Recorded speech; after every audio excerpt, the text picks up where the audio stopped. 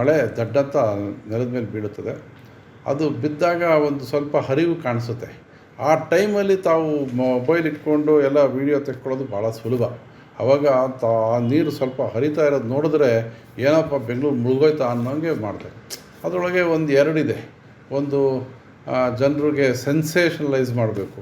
ಏನಪ್ಪ ಎಲ್ಲರೂ ನೋಡ್ತಾ ಇದ್ದರೆ ಊರಿಂದ ಆಚೆ ಇರೋರು ನೋಡ್ತಾ ಇರ್ತಾರೆ ಇವತ್ತು ಟಿ ವಿಯಲ್ಲಿ, ಅಮ್ಮ ಇವತ್ತೇನು ಬೆಂಗಳೂರು ಮುಳುಗೋಗೋ ರೀತಿಯಲ್ಲಿ ಬರ್ತಾ ಇದೆ, ಅಷ್ಟೊಂದು ಮಳೆ ಆಗಿಬಿಟ್ಟಿದೆಯಾ ಅಂತ ಕೇಳ್ತಾರೆ.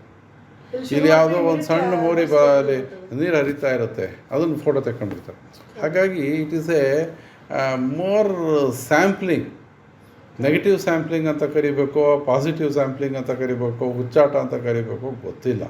ಸೊ ಎಲ್ಲ ಸೆನ್ಸೇಷನಲೈಸ್ ಮಾಡಬೇಕು ನ್ಯೂಸ್ನ. ನನ್ನ ನ್ಯೂಸ್ನ ಜಾಸ್ತಿ ಜನ ನೋಡಲಿ, ಜನ ಸ್ವಲ್ಪ ಗಾಬರಿ ಆಗಲಿ ಅನ್ನೋ ಒಂದು ವಿಚಾರದಲ್ಲಿ ಈ ರೀತಿ ಆಗ್ತಾ ಇದ್ದಾವೆ. ಎಲ್ಲಾದರೂ ನೀರು ಹರಿವು ಬರ್ತದೆ, ಆ ನೀರು ಹರಿಯೋ ಜಾಗನ ಹೋಗಿ ಹಿಡಿಯೋದು.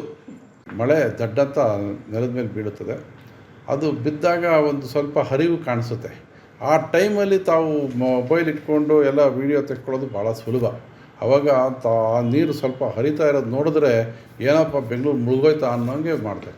ಅದರೊಳಗೆ ಒಂದು ಎರಡಿದೆ. ಒಂದು ಜನರಿಗೆ ಸೆನ್ಸೇಷನಲೈಸ್ ಮಾಡಬೇಕು. ಏನಪ್ಪ ಎಲ್ಲರೂ ನೋಡ್ತಾ ಇದ್ದರೆ ಊರಿಂದ ಆಚೆ ಇರೋರು ನೋಡ್ತಾ ಇರ್ತಾರೆ ಇವತ್ತು ಟಿ ವಿಯಲ್ಲಿ, ಅಮ್ಮ ಇವತ್ತೇನು ಬೆಂಗಳೂರು ಮುಳುಗೋಗೋ ರೀತಿಯಲ್ಲಿ ಬರ್ತಾ ಇದೆ, ಅಷ್ಟೊಂದು ಮಳೆ ಆಗಿಬಿಟ್ಟಿದೆಯಾ ಅಂತ ಕೇಳ್ತಾರೆ. ಇಲ್ಲಿ ಯಾವುದೋ ಒಂದು ಸಣ್ಣ ಮೋರಿ ಅಲ್ಲಿ ನೀರು ಹರಿತಾ ಇರುತ್ತೆ, ಅದನ್ನು ಫೋಟೋ ತೆಕ್ಕೊಂಡಿರ್ತಾರೆ. ಹಾಗಾಗಿ it is A more sampling, negative sampling ಅಂತ ಕರಿಬೇಕು, ಪಾಸಿಟಿವ್ ಸ್ಯಾಂಪ್ಲಿಂಗ್ ಅಂತ ಕರಿಬೇಕು, ಹುಚ್ಚಾಟ ಅಂತ ಕರಿಬೇಕು, ಗೊತ್ತಿಲ್ಲ. ಸೊ ಎಲ್ಲ ಸೆನ್ಸೇಷನಲೈಸ್ ಮಾಡಬೇಕು ನ್ಯೂಸ್ನ. ನನ್ನ ನ್ಯೂಸ್ನ ಜಾಸ್ತಿ ಜನ ನೋಡಲಿ, ಜನ ಸ್ವಲ್ಪ ಗಾಬರಿ ಆಗಲಿ ಅನ್ನೋ ಒಂದು ವಿಚಾರದಲ್ಲಿ